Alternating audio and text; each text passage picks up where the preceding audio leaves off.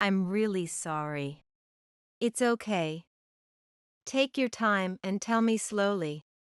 I gently spoke to my niece Olivia, who was on the verge of tears, trying to say something. Well, actually. Before saying anything, she pulled something out of her pocket and played an audio recording. What is this? I was shocked by what I heard and regretted my naivety. I never imagined it was such a sad situation. Such a painful situation. I cried at the enormity of it all, and then I resolved to do what needed to be done. My name is Charlotte. I am a professional working at an IT company. I hold a position and earn enough to live comfortably. Despite this, I live with my parents at their home. I had planned to live alone, but since my workplace is close to home and remote work is possible, I decided to contribute to the household expenses and live with them. My parents also preferred that I stay with them because they felt lonely with just the two of them. I have an older sister, Amelia, who is 2 years older than me. Amelia lived happily with her kind husband and daughter, Olivia, until 3 years ago when her husband passed away due to illness.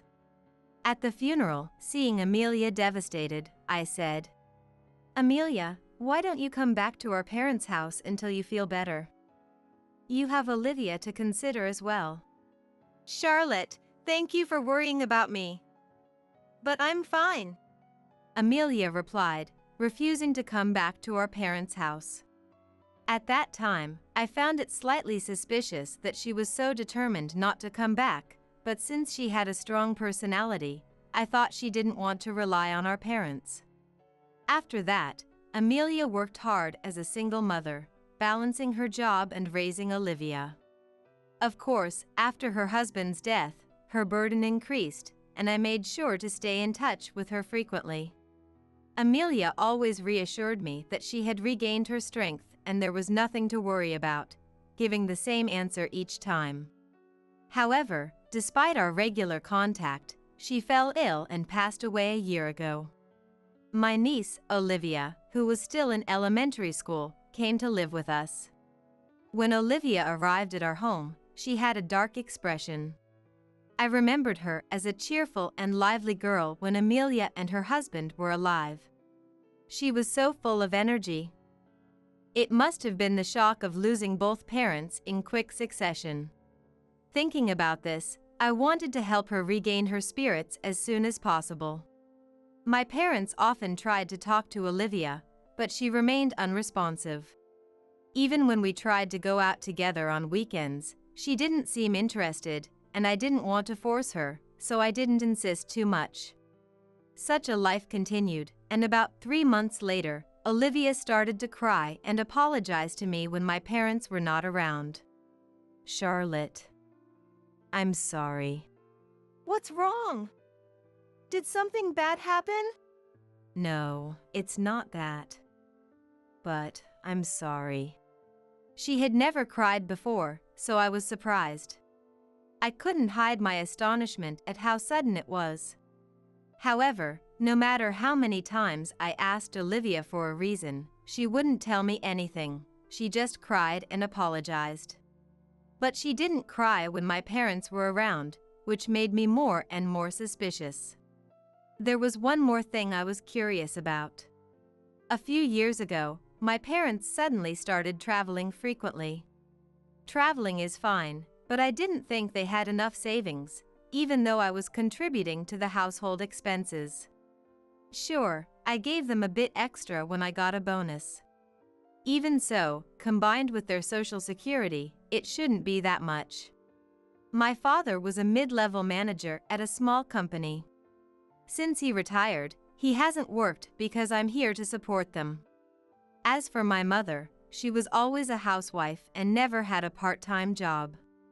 She was bad at housework, so I ended up doing most of it. Dad, Mom, it's fine to travel occasionally, but please save some money. You don't have to tell us that. We do our shopping by carefully budgeting our money. I worked hard for you all my life. And now I'm nearing the end of my life. Don't say such sad things. Then let us enjoy ourselves. Don't interfere with what we do. Fine, fine. I half-jokingly suggested they save a little, but my parents wouldn't listen, saying they were nearing the end of their lives, and I was exasperated. Every time my parents went on a trip, Olivia seemed like she wanted to say something but never did. I thought it was better not to force her to talk until she was ready. A few months later, my father cheerfully spoke to me. Oh, Charlotte. What? What's up? Mom and I are going on a week-long trip overseas soon. What? An overseas trip? Where's the money coming from? I just told you to save. We came into a bit of money. From where? Does it matter? Just let us make some memories in our old age, okay? Mom's right. Let us create memories of having gone on an overseas trip. Fine. Even if they got some money, it was strange that they wouldn't say where it came from. I thought it was suspicious, but since it was their money, I didn't press further. We're off then. Make sure you take care of the house while we're gone. I will. Be careful and have a good trip. On the day of the trip, my parents left cheerfully, saying they would bring back souvenirs. After seeing them off at the door, I turned back to the living room and found Olivia standing there. She looked like she was about to cry and immediately looked down. Thinking that this couldn't go on, and being concerned for a while now, I decided to gently ask her for the reason. Olivia, what's wrong? My parents have left on their trip, so it's just the two of us now. You can talk to me about anything, okay? I'm sorry. As I gently asked, Olivia began to cry and apologize again. While I was wondering what to do, Charlotte, actually, Olivia said, taking a smartphone out of her pocket and pressing play on a voice recording app. The recorded sound was my parents yelling. What is this? No doubt about it, it was Dad and Mom's voices. But even though they would scold us, I had never heard them raise their voices like this. Since childhood, I had never heard them shout, so I was shocked. Is this really my parents? Yes. When Mom and Dad were still alive, they used to come to our house a lot. With that, Olivia began to tell her story. According to Olivia, my parents frequently visited Amelia and her husband before they passed away, persistently complaining. The content of their complaints was that they were against Amelia and her husband's marriage. They also made unreasonable demands for money, claiming it was for taking their daughter away. Hearing this, I was shocked to learn what kind of people my parents really were. Olivia continued, saying that they often threatened her mom and dad, demanding money under the pretense of coming to see their granddaughter. Whenever Grandpa and Grandma came, I always stayed in the bedroom. Probably because Amelia and her husband didn't want you to be scared. I think so too. But they were always shouting at Mom and Dad, and it was really terrifying. I see.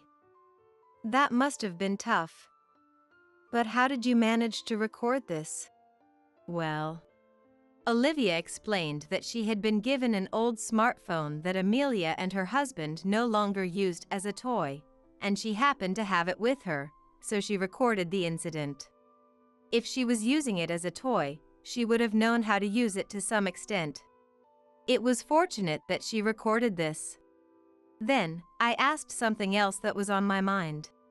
Hey Olivia, how often did Grandpa and Grandma come to your house? I think they came almost every week. So, they were visiting Amelia and her husband that often without my knowledge. But when I think back to what Olivia said, from when exactly? Every time I saw Amelia and her husband, they seemed more gaunt, rather than just slim. I had once asked Amelia if she was all right, and she told me she was on a diet with her husband because she had gained a little weight, so I believed her. But in reality, it wasn't that, it was probably because their lives were being made difficult by my parents. I regretted not probing deeper for the real reason. If only I had noticed Amelia and her husband's distress sooner, this wouldn't have happened. I'm sorry for hiding it all this time too. But I didn't know what Grandpa and Grandma would do if I told you, Charlotte. With that, she started crying again. Regretting my own ignorance, I hugged her. As I held her, I made a firm decision. From now on, I'll protect you, Olivia. You can rest easy. But if you do that, who knows what they'll do to you, Charlotte? Don't worry about me. I won't let those parents of mine beat me. Instead, I plan to get back at them. Will you help me, Olivia? Yes. If I'm with you, Charlotte, I'm not scared. Let me help, Olivia said with determined eyes. Nodding at her words, I decided to prepare various things in the week before my parents returned. Feeling reassured with Olivia's help, I asked her more about everything that had happened. I also remembered that Amelia and her husband were frugal and led a modest life. Amelia once told me they didn't like to spend extravagantly and rarely carried much cash. If that's the case, Amelia and her husband must have used bank transfers to give money to Dad and Mom. If so, there should be some trace left behind. I started to search the house thoroughly. There it is. As expected, they're sloppy. Finding the bank statement so easily means they were careless. I checked the contents of the bank statement I found while rummaging through the house. I confirmed the amounts that must have been transferred while Amelia and her husband were alive. They sent this much every month? No wonder Amelia and her husband lived such a frugal life. Clenching the bank statement in anger, I trembled. I took the bank statement to a legal support company. I asked them to investigate the connection between Amelia, her husband, and my parents that I was unaware of. A few days later, I was called to the legal support company. Here is the investigation report. The investigator handed me the report, and I began to read it. No way! According to the report, it was revealed that my BIL had borrowed money from a predatory lender to give to my parents. As a result, he became mentally distressed and eventually died from an illness. As I continued reading the report, my anger grew. It turned out that Amelia had worked herself to death, trying to repay the debt left by her deceased husband and to satisfy my parents' extortion. Moreover, Olivia had been subjected to my parents' taunts, being told things like, "You should be grateful to be here," when I wasn't around. Learning this made me burst into tears. How horrible! I had no idea this was happening.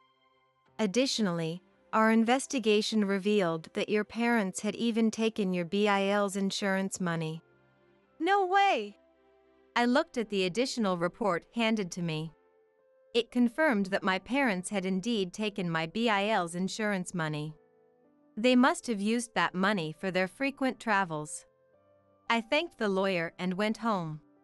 Before my parents returned from their overseas trip, Olivia and I devised a plan. Do you think we can do it? It'll be fine. We still have time, so let's practice a lot. Yes. I'll do my best. A few days later, Olivia and I were fully prepared, waiting for my parents to return. We had set up several cameras in the house to record both video and audio as evidence. Of course, this was done with the lawyer's advice and approval, so there was no problem. We're home. Welcome back. Did you have a good time? Yes, it was wonderful. Where's Olivia? We bought a lot of souvenirs. Olivia is in her room doing homework. You must be tired from the trip, so why don't you relax for a bit? You're right. Can I get a coffee? All right, I'll get it for you. Should I do it? It's okay. I'll make Dad's coffee. Okay, I understand. My parents returned home looking satisfied.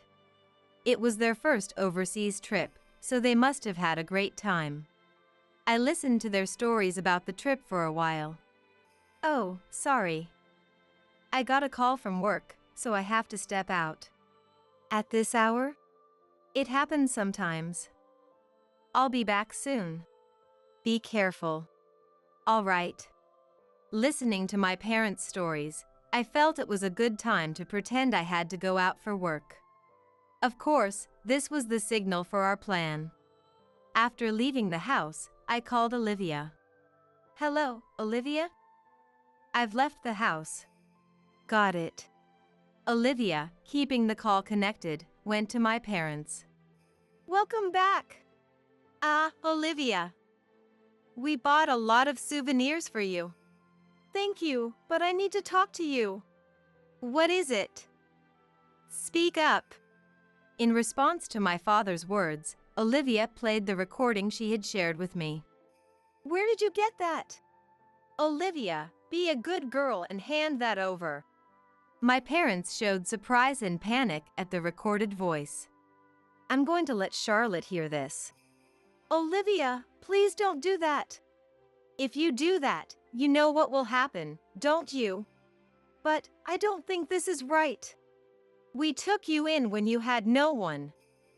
You should be grateful and do as we say. Yes, and because we took you in, we receive government support money. Then, why are you kind to Charlotte? Both my parents, in a fit of rage, insulted Olivia. Olivia, on the verge of tears, continued in a trembling voice. We're only kind to her because she provides for us. That's right. We live off Social Security alone, so we have no money. And if Charlotte weren't here, who would take care of the house? Exactly. If we keep her here and treat her kindly, she'll always give us money when needed. She's a convenient tool. No way! Hearing my parents' true feelings, I couldn't bear to let Olivia endure any more fear. I decided to return home. My anger, combined with what they felt about me, reached its peak. I violently opened the front door and headed to the living room. I heard everything!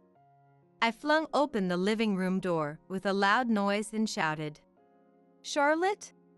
When did you get here? What about work? That doesn't matter.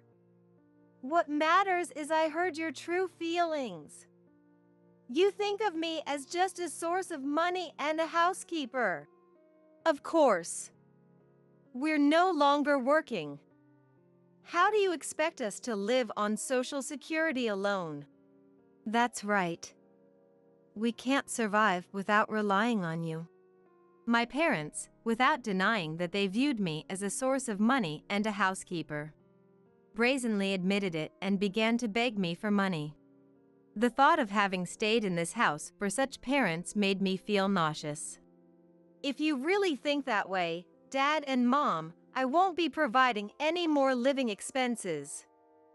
And I'm taking Olivia and leaving this house, so don't ever contact us again.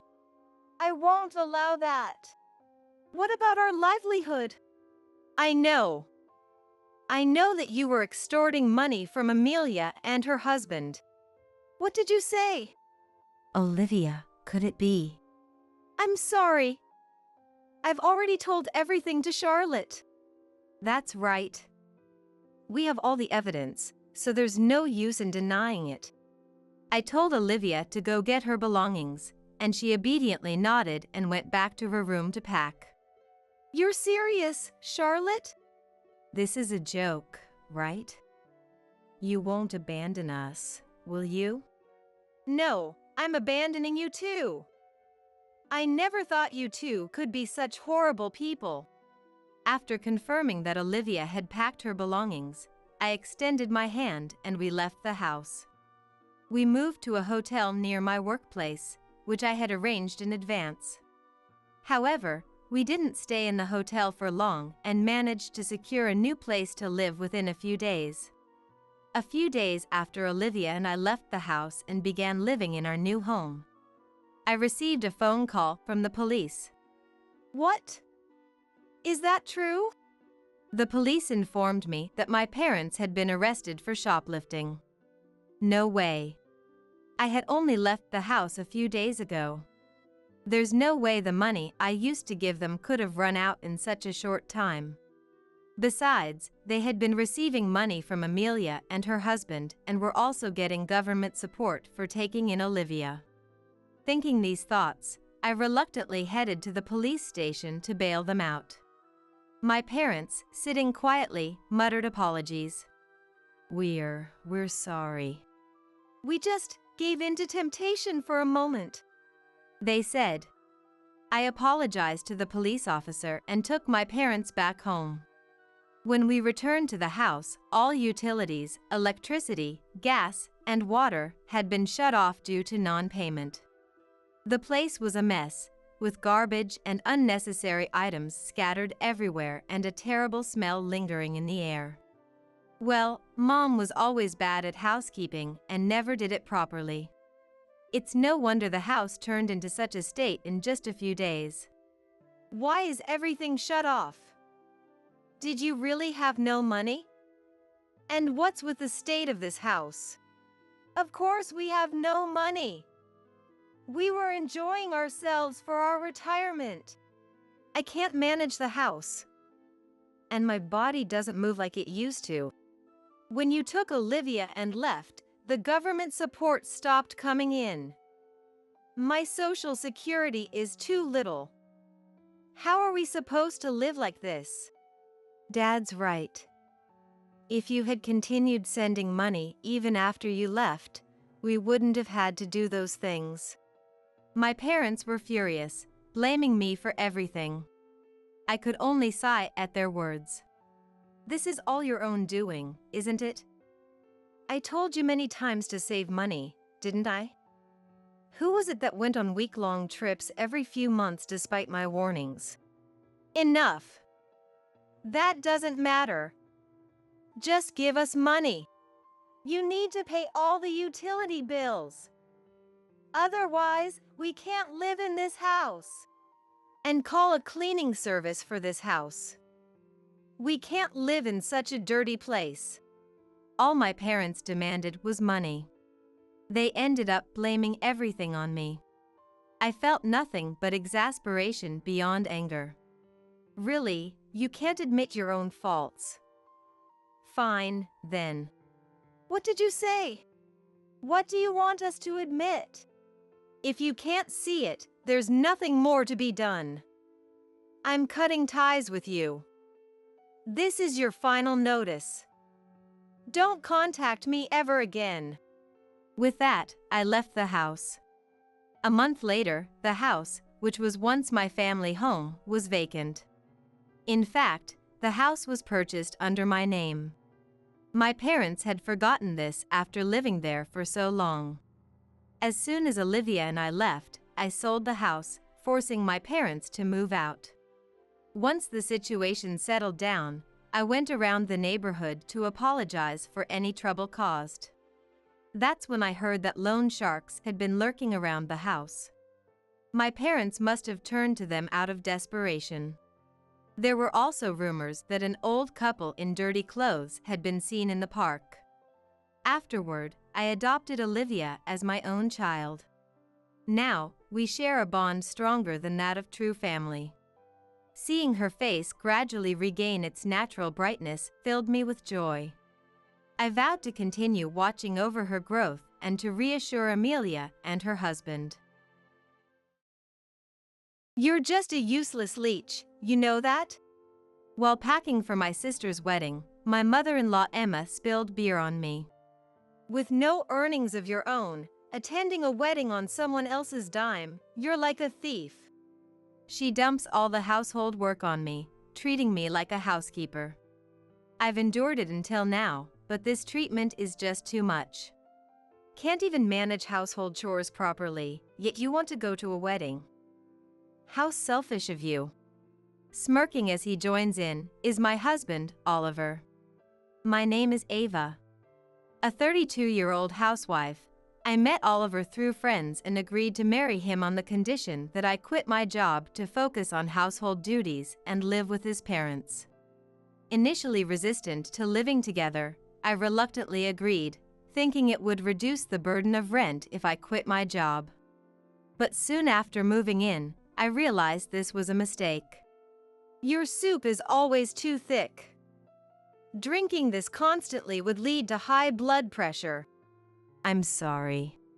I thought I had made it thinner, but my in-laws never seem satisfied with my cooking. They always complain about my dishes, yet Emma never cooks. If we get sick, it's your fault. I'm sorry, I'll be careful. Even as I apologize, Oliver, sitting next to me, pretends not to notice. He never stands up for me. Emma regularly invites her friends over for tea parties. Hurry up with the snacks. You're always so slow. Move it. Serving snacks and making coffee are always my responsibilities. And so is washing and tidying up the mountains of dishes after they leave. When I talk to Oliver about it, it's natural for a wife to help out when mom's having fun. He's unresponsive. Mom, why don't you get the trendy pastries from the station for tomorrow's tea party? That's a good idea, but the line there is always so long. Just have Ava do it. Right, Ava? Go line up early tomorrow and buy them. With that, he leaves for work. I'm not just a housekeeper. My frustration keeps growing. It's infuriating that both Emma and Oliver treat me like a slave. On top of that, living on Oliver's salary and his parents' pension is barely manageable, yet they insist on expensive snacks and coffee for these tea parties. While they are harsh to me at home, Emma and Oliver maintain a good public image, leaving me with no one to understand my plight. People say living with in-laws is tough, but your mother-in-law seems so kind. I don't know how to respond to such comments. What I really want to say is, I'm being harassed by my mother-in-law. But I'm too scared to make a fuss and stay silent. Your husband even greets us every morning. Oliver only takes out the trash to maintain a good impression with the neighbors. I'm the one who gathers all the trash and prepares the bags at the entrance. He just carries them to the trash collection area. He even helps with taking out the trash. What a cooperative husband you have. I'm envious. Should I be grateful that at least my husband takes out the trash, unlike some men who don't do even that? He never clears the table after eating and leaves cups wherever he last used them. His habit of leaving clothes strewn about only adds to my endless chores. Despite being a housewife herself, Emma does no household work at all. Bring the coffee before being asked. You're always so slow. I'm swamped with chores from morning till night and can hardly keep up with my in-laws' coffee demands. Emma, who never lifts a finger herself, is quick to tell me what to do. And always finds something I haven't done to criticize. Can't you do something about the water stains in the bathroom? You're supposed to clean before it gets dirty. It's embarrassing how incompetent my daughter-in-law is at household tasks. Afraid of the consequences of talking back, I rarely do. Feeling obligated because I live here, I think it's my fault for not doing a good enough job at housework and constantly get berated for being an inadequate wife. I tell myself I need to do better. Even when going shopping, I have to ask for money in advance, and then return with the change and receipts. Since the receipts are always checked, I can't even buy things I like for myself. I'm sorry. Could I have some money to buy socks? I've been mending my socks, but now they're so worn out that there are holes in them. For your socks, $1 should be enough, right? When handed just $1, I felt like crying out of frustration. Back when I was single, I used to treat myself to clothes or drinks with friends. Now, I don't have any money to spend freely. My parents have passed away and I have no other relatives to turn to, so I thought I had no choice but to endure. A few days later, I received a wedding invitation from my sister, Sophia. After our parents died, we relied on each other. I desperately wanted to attend her important wedding. I begged Oliver and Emma, who were having their evening drink. Please, let me go to my sister's wedding. A wedding? That'll cost money. Do you really have to go? Emma seemed very reluctant. You don't need to go, right? It's a waste of money. Oliver was not on my side either. In this house, there's no one on my side. Fine. Go if you want. I don't want our family to be spoken ill of because of your absence. Emma reluctantly agreed. Really, you're such a useless money eater. Mom is really kind, isn't she? No matter what they said, I was glad to be allowed to go to the wedding. I immediately started packing my bag. While packing clothes, I felt someone behind me. Turning around, I saw Emma standing there. Then, she suddenly threw her beer on me. What are you doing? Emma, without hiding her displeasure, said, Going to a wedding with someone else's money, you're like a thief. She was still angry about me going to the wedding. I do housework every day and never waste money. I had wanted to attend friends' weddings, but had always declined. Is it so wrong to want to attend my only sibling's wedding? I'm sick of even looking at you. Just leave and never come back. I was lost for words at such harshness. Can't even do housework properly, and you want to go to a wedding? How selfish. Oliver smirked, joining in with his parents. Understood. I replied weakly. The drink's gone bad. Let's start over. With that, they left the room. Tears dripped onto the bag I was packing. I didn't bother to wipe them away and focused on packing. Not just clothes, but also my parents' photo and other valuables went into the bag. Attending the wedding and seeing my sister's radiant face was overwhelming. Sophia, congratulations. As I spoke these words in the dressing room, my sister's expression changed instantly. Big sis, what happened to you? You've lost so much weight. Are you okay? My sister looked concerned. Your complexion is really poor. Are you eating properly? It's her big day, and I feel terrible for causing her worry. I try to force a smile, but my face contorts, and tears start to fall instead. Just sit down for a minute. There's still time. Please, tell me what's been going on. I told my sister everything that had happened. That's just terrible. I've been told never to come back.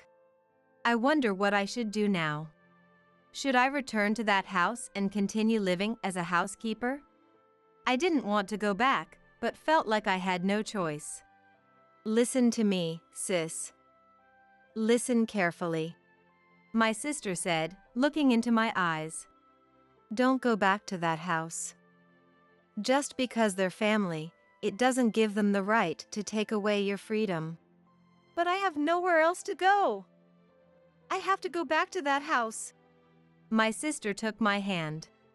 It's okay. I'm here for you. I'll always stand by you and protect you. After the wedding, my sister helped me find a new apartment, and I started a new life without returning to my in-laws. A week later, Oliver contacted me. I didn't want to answer, but he kept calling, so I reluctantly picked up. Where are you? Come back already, he shouted as soon as I answered. I was surprised for a moment, but I'm not the same person anymore. After talking a lot with my sister, I realized how abnormal my in-laws' house was. At first, I thought it was my fault for not being good at housework. You're not the one at fault. But my sister kept encouraging me. I was told never to come back, so I won't be returning. I could hear a click of the tongue over the phone. Stop being insolent and come back to apologize to Mom. I was amazed at how much he took Emma's side. I don't want to come back. I can't take it anymore. You're living in our house without earning or even doing proper housework. Just come back now. He hung up after that. But even living separately, the ties to my in-laws' house remained. To discuss a divorce, I went to my in-laws' house with my sister and her husband. The first thing I noticed was a foul smell when we entered. It smelled like rotting garbage that hadn't been taken out for days. Laundry was scattered everywhere, and the sink was overflowing with dishes. Had the house gotten this bad in just a few weeks? I was shocked at how different it was from when I lived there. We moved things around to make space to sit. Then, I spoke up. I want a divorce. What? Don't joke around, Oliver said, slamming his hand on the table. It's true. You're complaining about having an incompetent wife living here, aren't you?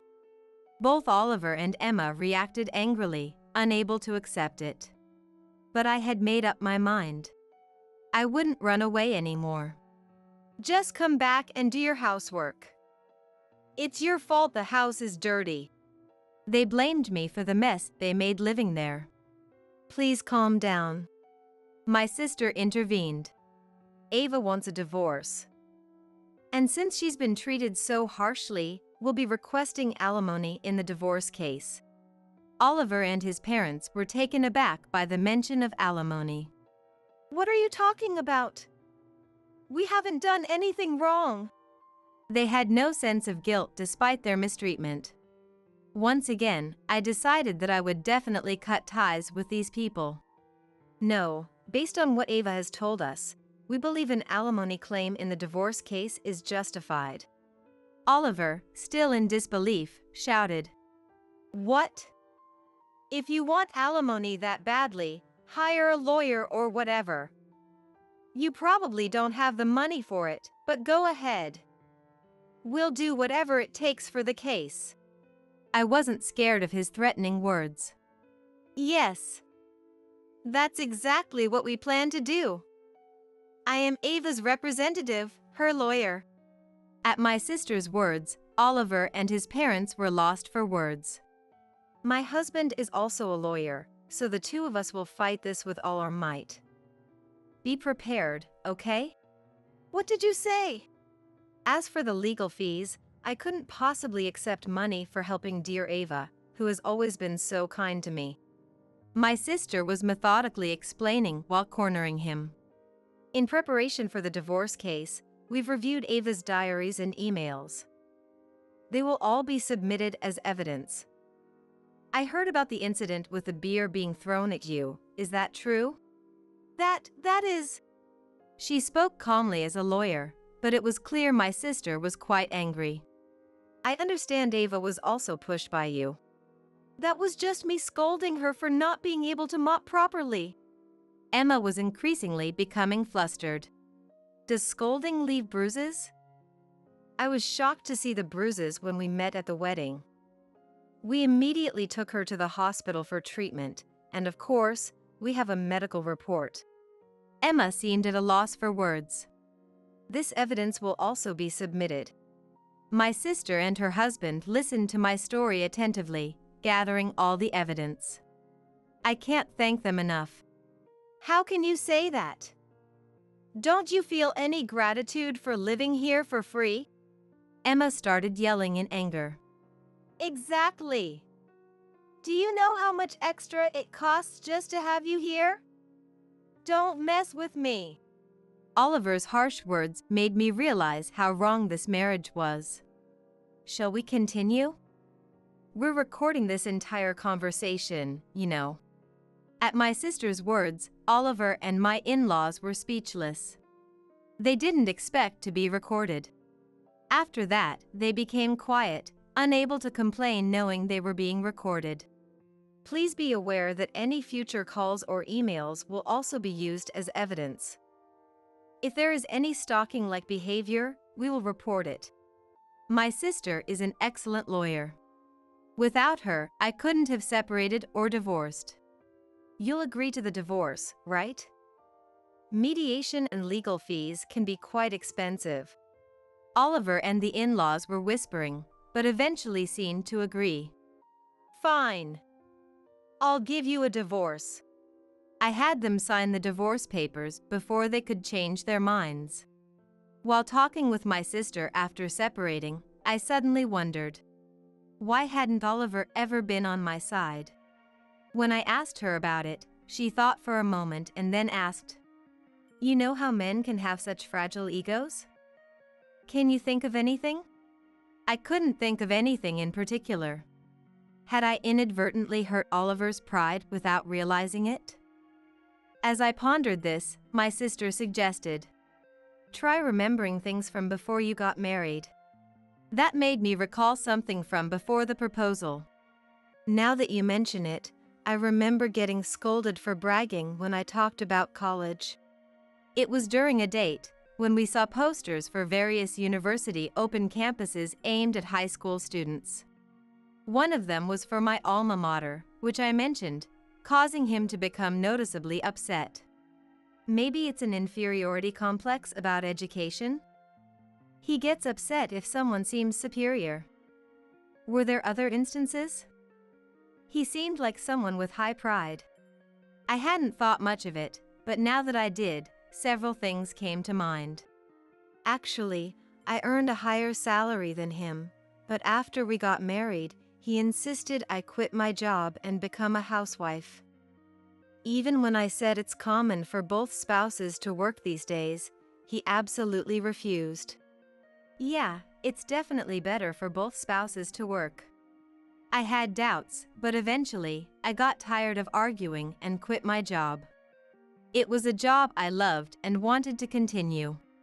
He probably wanted to trap his wife, who had a higher education and income, at home. Watching you get harassed by your MIL probably satisfied his ego. If that was the reason I was hurt, it's truly sad. I could feel all the love I had left for Oliver disappearing without a trace. You're ungrateful after we kindly let a poor person like you live here without earning anything. Emma's sarcasm didn't stop. Right. Without this house, you'd probably be homeless since you have no money. No need to worry, I have an inheritance left by my parents. Oliver and the in-laws opened their eyes wide in surprise. What? You hid that? I never hid it. I couldn't even say I was using the inheritance to buy groceries, fearing they'd accuse me of stealing money. So, include that money in the division of property then. Pay the security deposit for the divorce case, and we'll take the rest. No, that's not how it works. Property and inheritance before marriage don't enter into the division of property. Huh? Oliver seemed to think he would get half of my inheritance after the divorce. That's why only the property acquired after marriage is subject to division. Even as a housewife, I get half, so don't be mistaken. So I have to pay for the division of property and the security deposit for the divorce? That's what I'm saying. At this, Oliver suddenly became panicked. Hey, why don't we just keep living here? You won't have to pay rent or anything. He started to hesitate about the divorce once he realized he'd have to pay. But I already had the divorce papers. Absolutely not. You never once took my side, just treating me like a housekeeper. I never want to see your face again. At my firm stance, Oliver had nothing more to say. The divorce went through smoothly, and Oliver had to pay the security deposit for the divorce case. Realizing he couldn't win against a skilled lawyer with all the evidence, he must have given up. After the divorce, Oliver apparently badmouthed me at his company. I was just deceived. Glad to be rid of such a wicked wife. He tried to justify himself. I didn't want to pay the security deposit for the divorce case, but I had to. Eh? That means you did something bad enough to pay for a security deposit, right? That is. He faltered when a colleague pointed it out. I just kept her in line as my wife was getting too cocky. Or, I scared her with Mom because she was annoying. that's what he seems to have said. His colleagues, hearing this, Is Oliver's wife okay? were worried. Once it was known why he had to pay the security deposit, his position at the company deteriorated. Oliver resigned from the company. With his pride, he probably couldn't stand the cold treatment from his colleagues. The in-laws, now without income, seemed to be living poorly. Oliver's salary wasn't high, and the money for groceries was always limited. I used to find cheap supermarkets and save with points to manage somehow. Without anyone to do housework, their house must be in a mess. Then, Oliver contacted me. I can't make ends meet and have to sell the family home. It's not my responsibility. Can you help us out? After everything, he still doesn't understand why I wouldn't help. Eventually, the family home was put up for sale. Now, Oliver and his parents live in a cheap apartment, blaming each other for their situation. To me, it's just desserts, but they can't seem to accept responsibility. As for me, I'm returning to the job I loved before marriage. My sister and her husband didn't want payment, but I insisted, to mark the end of it all. A fancy dinner as thanks didn't seem enough to express my gratitude. Delicious.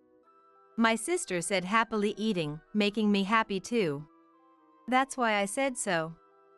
I'll always protect my sister. My sister was always there for me, on my side.